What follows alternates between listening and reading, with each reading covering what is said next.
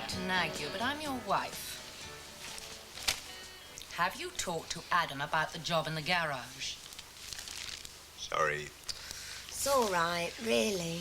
I'll work it into the conversation, assuming we ever converse again. I just don't understand this sudden antagonism towards him. It's not sudden. Well, actually, I do see his point of view. Do you?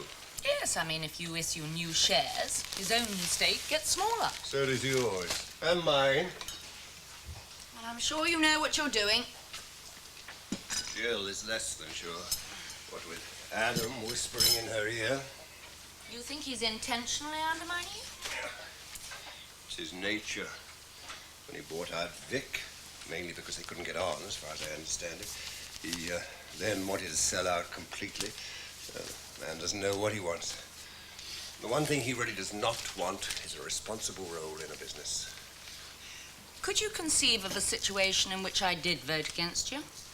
So that Jill and I, or Jill, Adam and I, if we wanted to, could outvote you?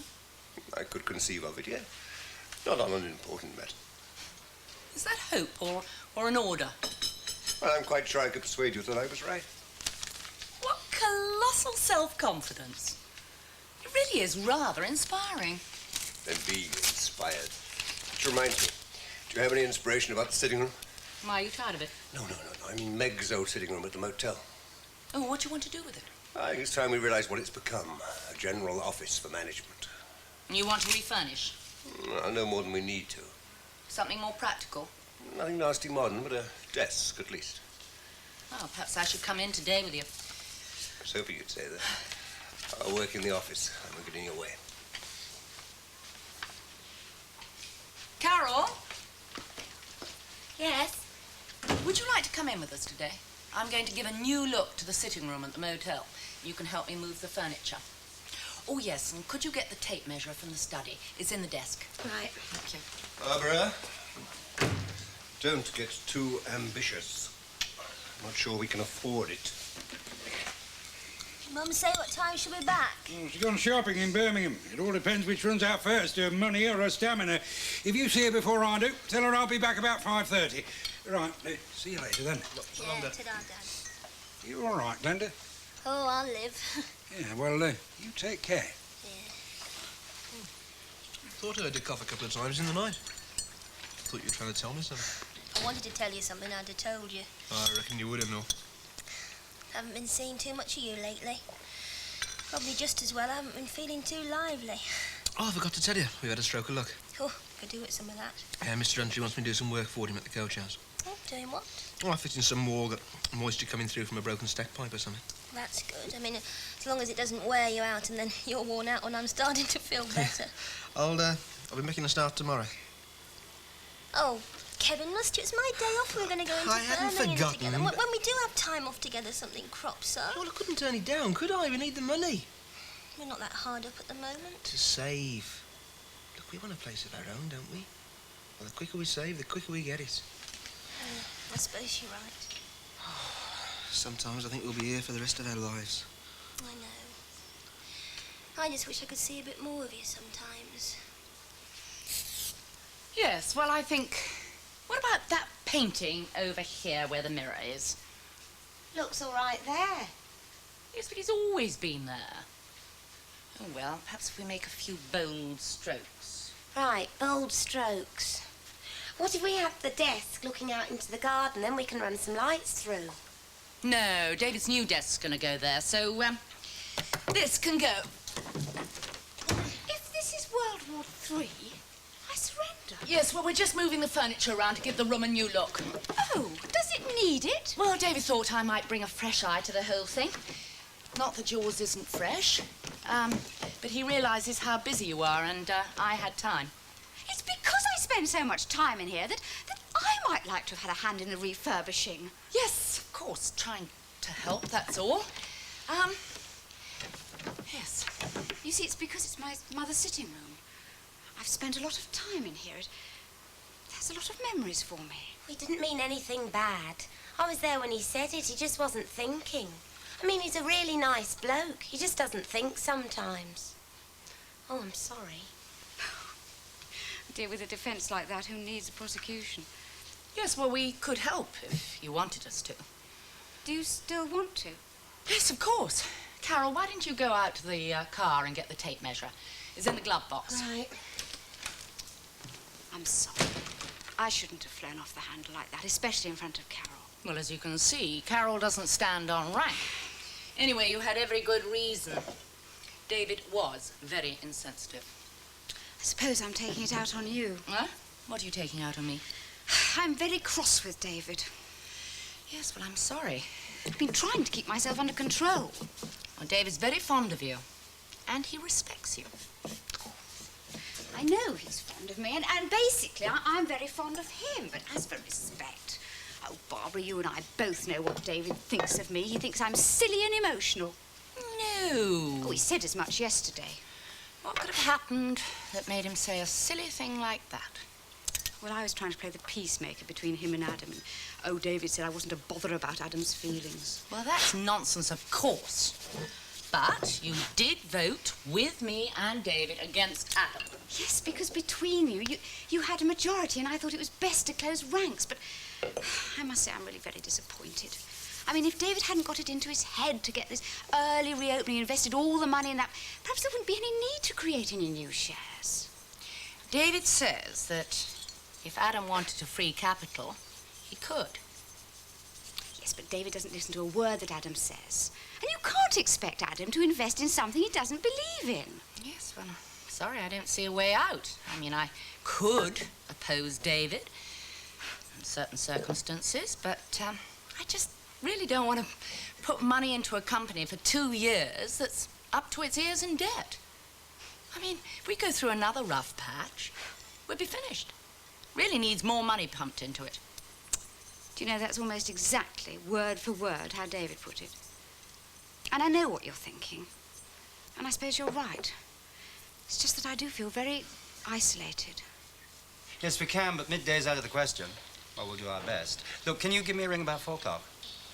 Okay, goodbye. Nobby, can you drive over and see if they've got any spares? And if they're out of stock, then phone me and I'll break the bad news, okay? Yeah. Hurry up, man. Oh, I'm sorry. Oh. I'm so sorry. Good morning, Mrs. Oh, Lamont. good morning, Mr. John. Trouble? No. I just called in for petrol, and I thought I might have a word with Sharon. Ah, you've missed her. Oh. She's gone into Birmingham, and she'll be away all morning, I'm afraid. Oh, it's not important. Please, won't you sit down? Oh, well, thank you. I did so enjoy coming to your place on New Year's Eve. Yes, it was very pleasant. You must allow me to return the hospitality. How about a meal with your husband? Can you join me? Why, thank you. When would be a good date? Yes, now that's the trouble. Reggie is so busy. I'd better check with him and give you a ring. Yes, if you would, because we had a very interesting chat. Oh? About business. Sounds like Reggie. Oh, no, he's put a very good contract my way. Look, can I get you anything? A cup of coffee? Oh, no, really, thank It's you. no trouble. I've only got to ring through. Calorie counting. There's no need. Oh, flatterer. Look, you're not in a hurry, are you? No. Because I could do with a little help. In what way? Understanding your husband. I find his business methods interesting. I find he moves in so many directions, seemingly all at the same time. Oh, yes, he's a past master at that. Well, he intimated that evening that we might well be doing some more business together. Yes? Well, we were all a bit mellow. It'd be quite understandable if it was just chat. Oh, no, you would be wrong about that, Mr. Chance. Reggie doesn't just chat. Yes, well, there's a good auction in Heathbury every fortnight. Well, perhaps we can arrange to go together. Yes, I don't think we need a board meeting to approve that. What's all this? Are we taking an inventory or moving house? Yes, well, I'm helping Jill, I hope. David, thought we needed a new look. I like the old one. Oh, dear, we mustn't be stick in the mud, you know. I'm just taking sides. Yours. Is that the Morning Post? Yeah, it's late. We've got a new postman. I've been tied up, otherwise I'd been sooner. Yes, well, I think we finished with that. If we could measure the desk now. Right. David wants a new one so that it's more practical for typing on. Good idea. I mean, I'll take that one to Chimneys with me, because I've always been fond of it. Yes, I'm sorry, it's a family piece. I see you looking for a mechanic in your garage. The girl has a genius for small talk. Does that interest you strangely? Well, what I meant was... Yes, well, I think we should leave the working directors to work. Thank you for helping. Oh, that's all right. Right, bye. Bye-bye. David can be insensitive. Oh, it's not his fault. I mean, it's just a block of ice. I wonder how Barbara stands it. Oh, I wonder how long this is going to go on. Well, it doesn't matter to me, but to you. Well, you've got more at stake. Well, it mattered yesterday. Oh, that was yesterday. It mattered yesterday. It's a good title for an autobiography. Look, what's changed? I've lost interest. You can't take that attitude. You're just playing into David's hands. I mean, he's always saying that you're just sniping from the sidelines. Did he indeed? How interesting. No, I'm being realistic. Defeatist. Perhaps. You were a realist yesterday in the vote. I wish you wouldn't even think about giving up. For yourself and for me. Look, I did have a word with him yesterday after the meeting. What about? Well, I think that he's rushing us into something that isn't really necessary. I mean, bringing a third person into the motel. So I said that, well, if you could, raise the capital, that if you could lend it to the motel and we paid you a sort of good rate of interest, well, David and I would put up some shares as security. And you do that for me? Well, think what you'd be doing for us. Yes, but David said no. Don't make a decision. Not yet.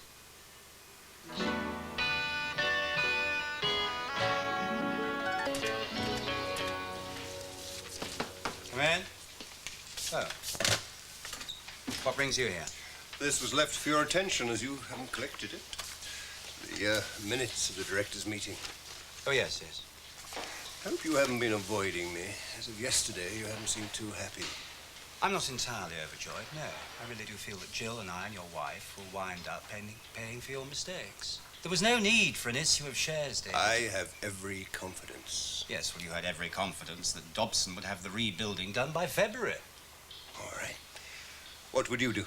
I would sell the place, lock, stock, and barrel as soon as Dobson has finished. Would be insane. Why? I know I wanted to sell some months ago. But that was when we were riding the recession better than most. When we were operating at full strength. I will not sell now. Because it's admitting defeat? Because we would get an unrealistic price now. No, I'm not defeated. Question is, are you prepared to stay? Well, I won't be making a decision for a while, only because I have committed myself not to. When you do decide, if you decide to sell your shares, I'll make you an offer for them. Yes, well, when I do decide, I may well decide to make an offer for some of yours. Oh, Rosemary, I love you. I'm always dreaming. Oh. Hello, you've got a cold. It's that dress you wore to the New Year's Eve party. I thought we weren't going to mention that party again. Yes, well, why didn't you come down? Have a good day at work? No, not particularly. It's just nice to come home and not find your Aunt Rose either camped in front of the television or barricaded in the bathroom. Yeah, and the place doesn't smell like the Folly Bergère dressing room either. I don't know how you can say that, Dad, with that aftershave. Have you got any left? Yeah, most of it. Well, if you're going to use it again, now's the time. Why? I've lost my sense of smell. What are you doing? I'm trying to make myself look presentable. Oh, I look like the before part of an advert for blood-fortifying pills. Eat up your greens, Lucy, or you'll grow up like Auntie Glenda. Yeah, well, you can't expect to look your best, not after a hard day's work. I haven't done one. I don't know why I bother anyway, for all Kevin and I see of each other these days. Well, you see him tomorrow, won't you? It's your day off, isn't it? Yeah, but he's doing a private job, for Mr. Hunter at the coach house. Yeah, well, he can't very well refuse, not if he wants more work from the motel. Oh, I know he had to take it. I just wish I could see a bit more of him, that's all. Mind you, I don't think I'd be exactly riveting company. All of a sudden, I feel awful. Yes, I must say, you don't look too good. Oh, I'll be all right. I'll make a cup of tea, put my feet up. I'll put the kettle on. No, you stay where you are. The first thing for me to do is to take your temperature. Oh.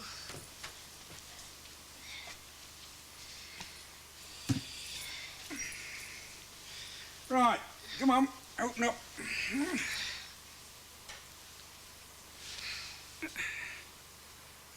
I don't need a thermometer to tell that you've got a temperature, young lady. Don't talk, you just sit there. How can I talk with this thing in my mouth? Put it back. Anybody home? Yes, in here. Good. Glenn, Yeah, don't talk to her. I'm trying to get her to keep her mouth shut. I've been trying yeah, to I get... don't think she's in the mood for any of your clever remarks. I'm taking her temperature. Feeling restless?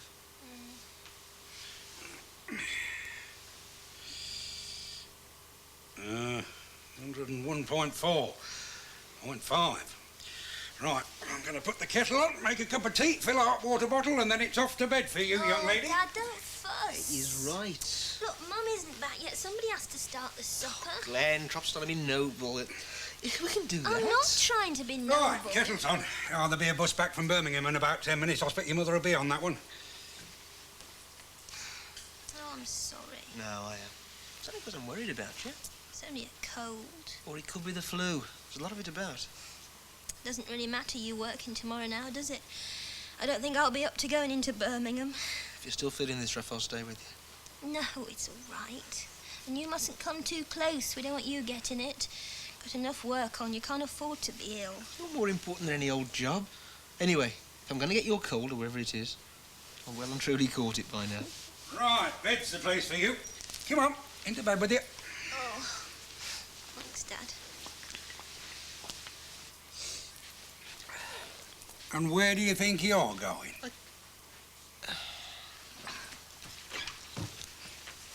Jill, what on earth are you doing? Putting my foot down. Yeah, well, you'll do yourself a mischief. Let me give you a hand. Oh. All right?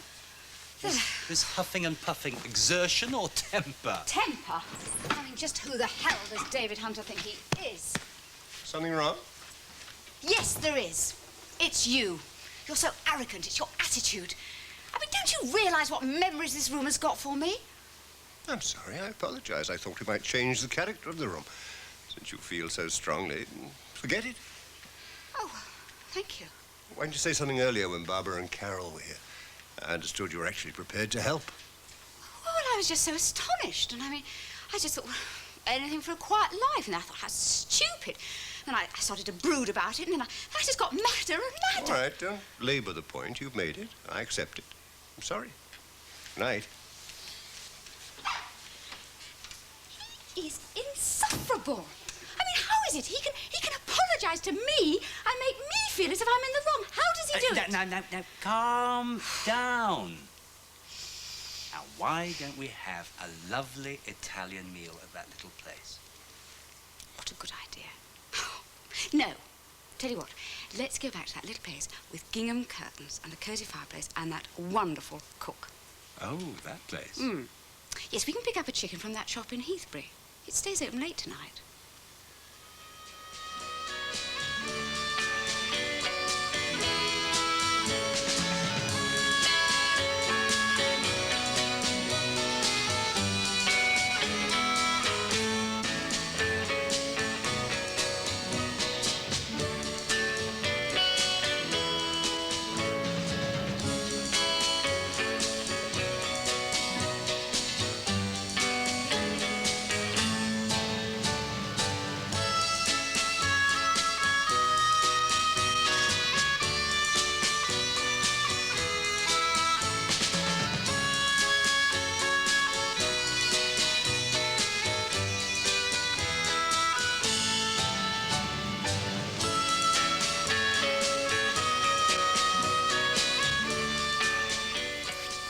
Just like old times.